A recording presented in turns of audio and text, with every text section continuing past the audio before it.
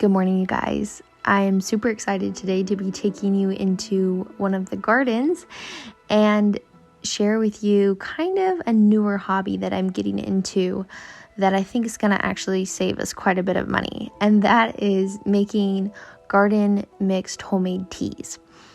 Now, I have to confess, on average, I probably drink, if I have a good selection of teas, about 5 cups of tea a day. And that actually can get quite expensive. So in today's video, I'm really excited to be sharing how shockingly easy it is to make your own tea out of just various things from your garden. And I'll also be sharing with you some of the benefits of these different ingredients that I'm using today.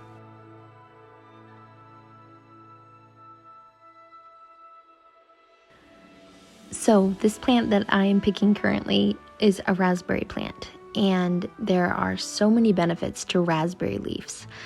With both of my pregnancies, I have taken raspberry leaf tea for the last 10 weeks of my pregnancy because they are so high in iron, so they really help with your blood. So some of the different benefits of raspberry leaf is that it has potent antioxidants, vitamin C, vitamin E, calcium, magnesium, and zinc. A couple things to note that I've been learning recently is that you want to pick the fresher, newer leaves, and you also want to pick them a little bit earlier in the year before the raspberry plants start to actually produce ripe raspberries if you want to get the highest potency in the leaf part of the plant.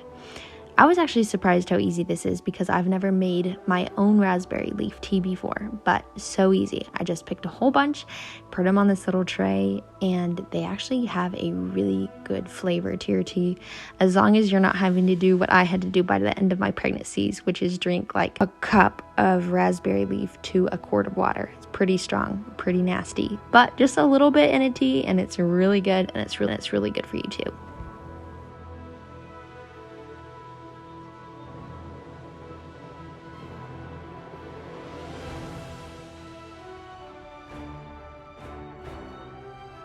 The next thing that I'm picking is peppermint. Peppermint goes crazy in this garden because it has a lot of pea gravel throughout the ground.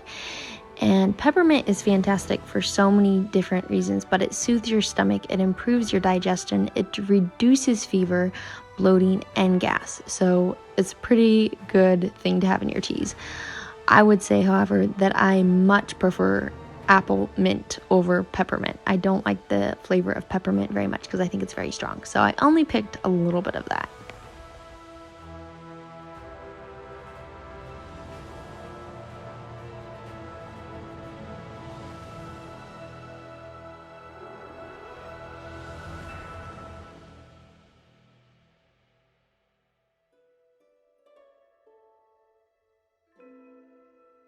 The next thing that I picked some of are these beautiful rose petals because roses actually have a really gentle, mild flavor that is really good in teas with a little bit of honey and maybe some half and half.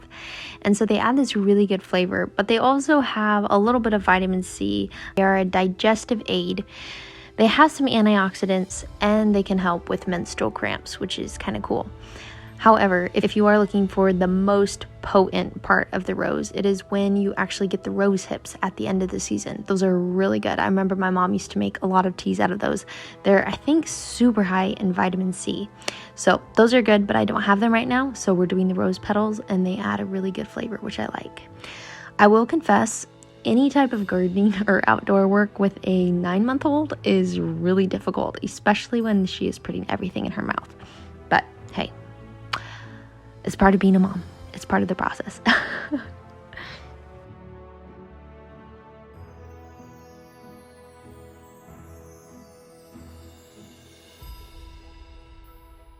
As I mentioned earlier, I much prefer apple mint. It has a much milder taste. The leaves are round rather than pointed like a spear at the end.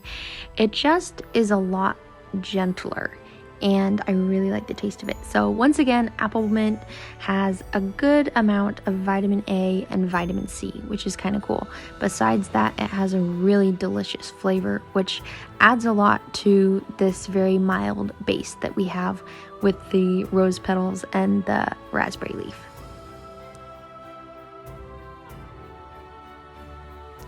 probably just about a year ago, I got introduced to English breakfast tea that has a lavender in it. And I thought it was so good. I've also had some lavender shortbread lately that was amazing as well.